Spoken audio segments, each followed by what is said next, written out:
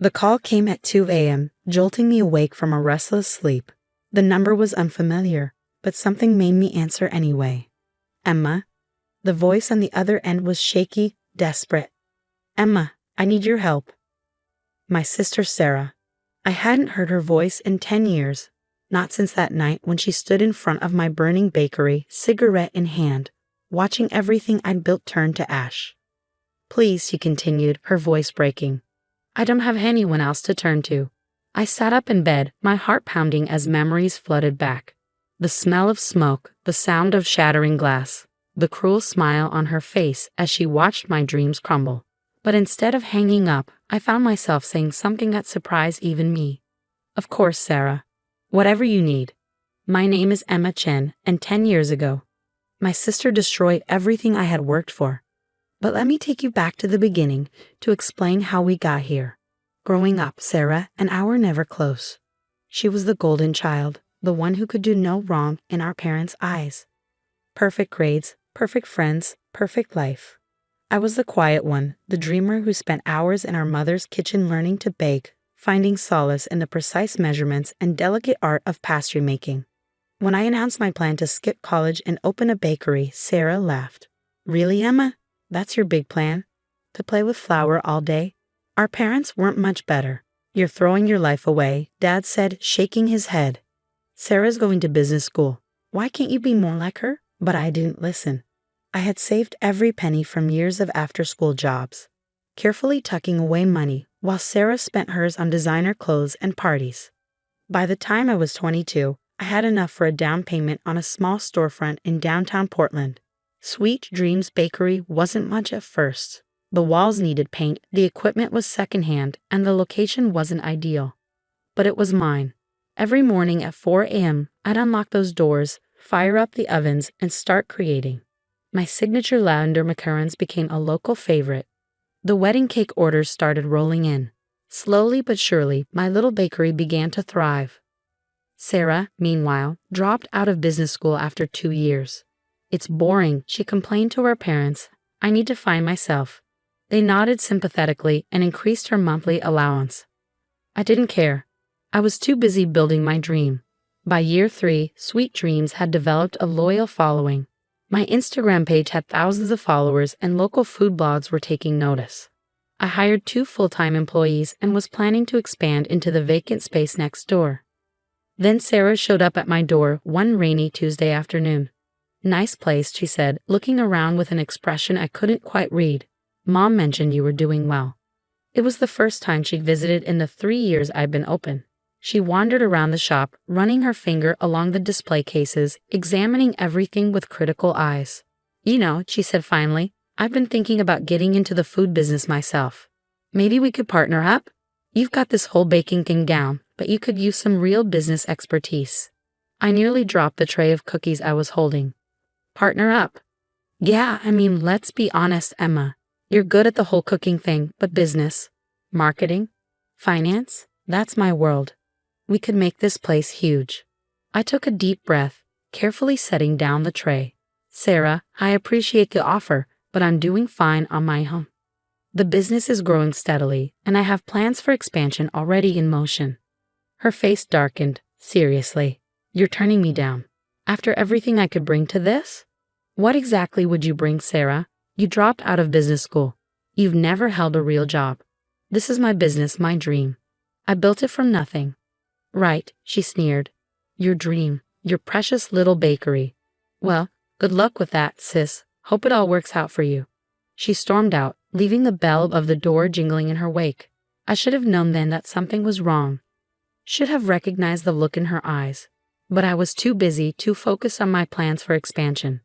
2 weeks later, I got the call that would change everything. It was just past midnight when my phone rang. Ms. Chen, this is the fire department. There's been an incident at your business. I broke every speed limit getting downtown, but by the time I arrived, it was too late. Sweet Dreams was engulfed in flames, orange and red tongues licking at the night sky. And there, across the street, stood Sarah, watching it burn. Guess your dream went up in smoke, she said, taking a long drag from her cigarette. Such a shame. If only you had a partner to help you manage things better. make sure all the safety protocols were in place. I stared at her, reality crashing down like a wave. You did this. She shrugged, flicking ash onto the sidewalk. Prove it. And she was right, I couldn't. The fire investigation revealed that someone had broken in and deliberately set the fire, but there was no concrete evidence pointing to Sarah. The security cameras had been disabled. The insurance company fought the claim, citing suspicious circumstances. In the end, I was left with nothing but ashes and debt. Our parents, predictably, chose not to get involved. We can't take sides, Mom said when I tried to tell them what Sarah had done. You girls need to work this out yourselves. I left Portland a week later, unable to bear the sight of my ruined dreams. I moved to Seattle, started over with nothing but the recipes in my head and the determination in my heart. It took years of hard work, but I slowly rebuilt my life. Not with a bakery this time. The thought of opening another one was too painful. Instead, I channeled my knowledge into consulting, helping other small food businesses get started and thrive. And now, 10 years later, here was Sarah on the phone, begging for my help. I really messed up, Emma, she said, her voice thick with tears.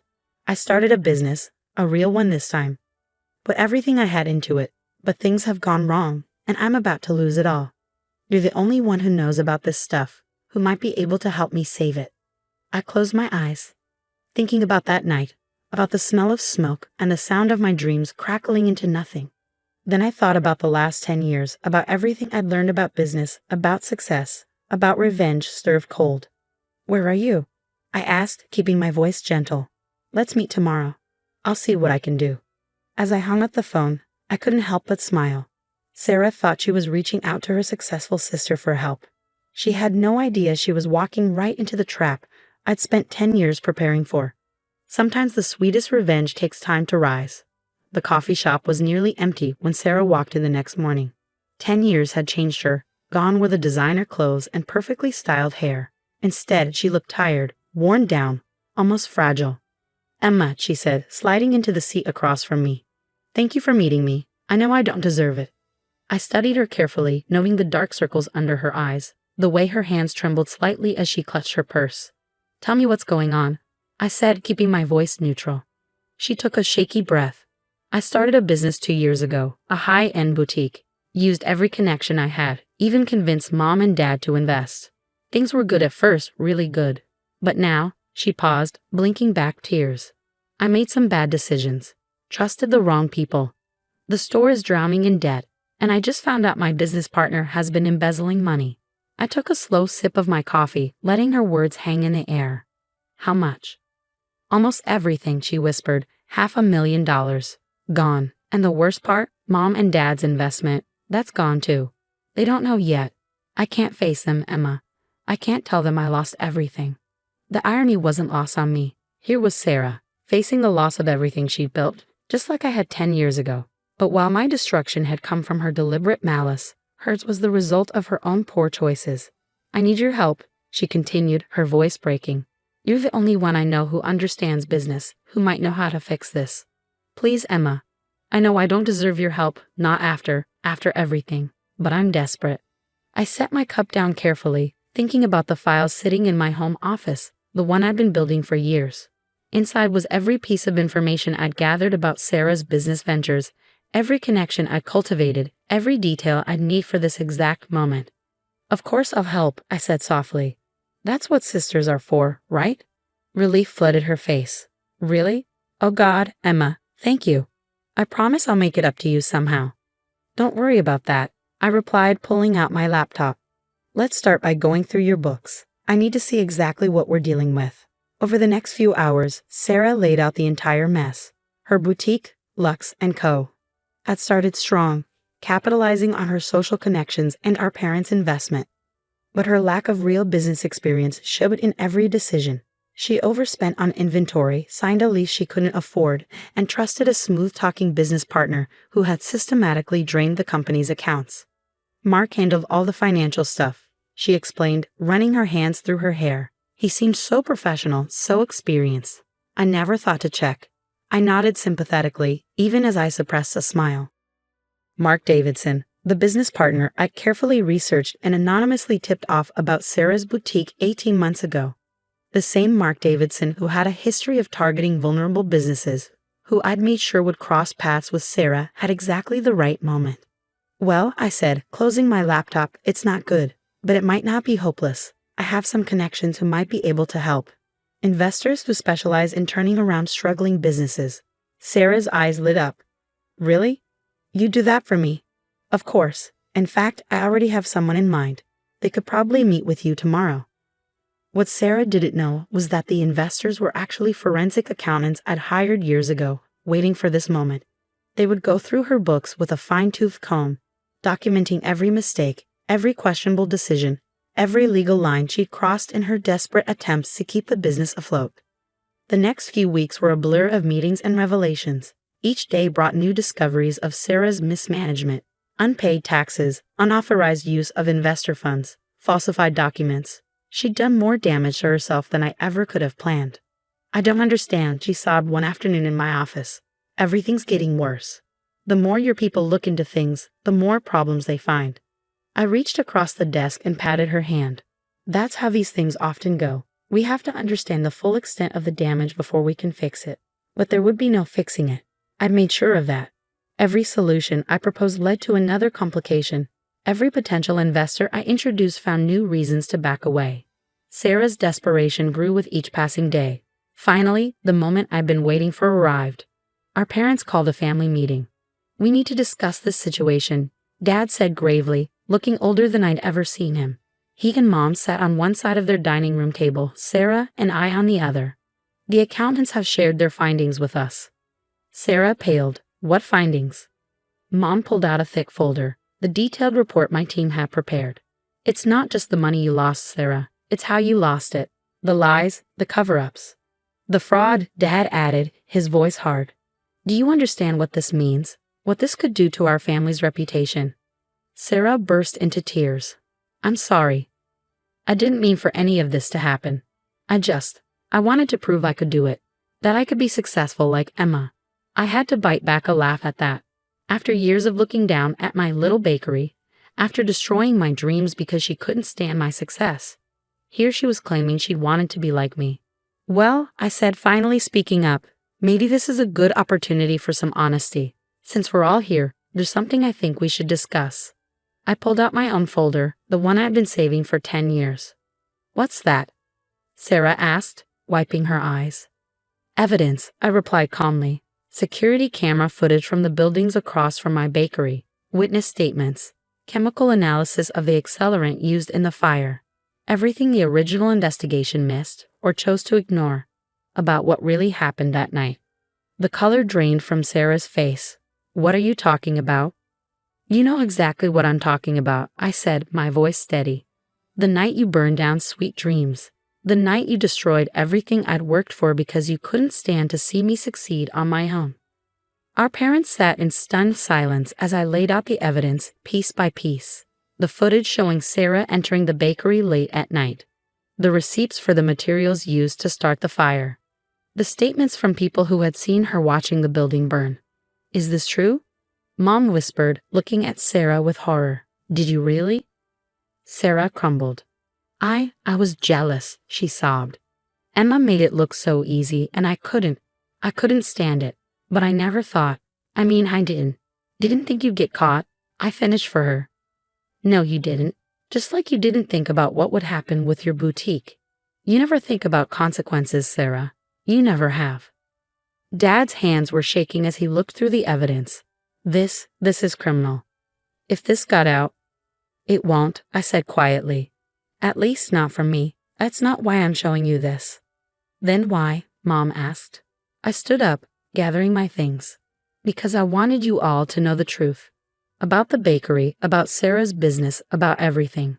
And because I wanted Sarah to understand something. I turned to my sister, meeting her tear-filled eyes. Success isn't about destroying others to get ahead. It's about building something real, something that lasts. Something you never learned to do. I walked to the door, then paused. Oh, and Sarah, consider us even now. Your business is finished. The accountants will make sure of that. But you won't face charges, and neither will Mark Davidson. He agreed to return most of the money he took in exchange for immunity. Amazing what people will do when they realize they've been played. Understanding dawned in her eyes. He planned this? All of it? I smiled. Let's just say I learned a lot about business over the last 10 years, including how to serve revenge at exactly the right temperature. As I drove home at night, I felt lighter than I had in years. The weight of that burning bakery, of Sarah's betrayal, had finally lifted. I'd gotten my justice, not through destruction like she had chosen, but through patience and careful planning. Sometimes the sweetest victory isn't in watching something burn. It's in watching it slowly crumble, piece by piece, until there's nothing left but the truth. I never saw Sarah again after that night. Last I heard, she'd moved across the country, trying to start over somewhere new. Our parents eventually recovered most of their investment, thanks to the deal I'd arranged with Mark Davidson. They never looked at either of us quite the same way again. As for me, I opened a new bakery last month, not because I needed to. My consulting business is more successful than Sweet Dreams ever was, but because sometimes the best way to heal old wounds is to face them head-on. The morning we opened, I stood in front of my new ovens, breathing in the familiar scent of vanilla and warm bread. On the wall hung a single photograph, my original Sweet Dreams bakery, taken the day I first opened its doors. Below it, written in elegant script, was a simple phrase: "Success rises best when baked with patience."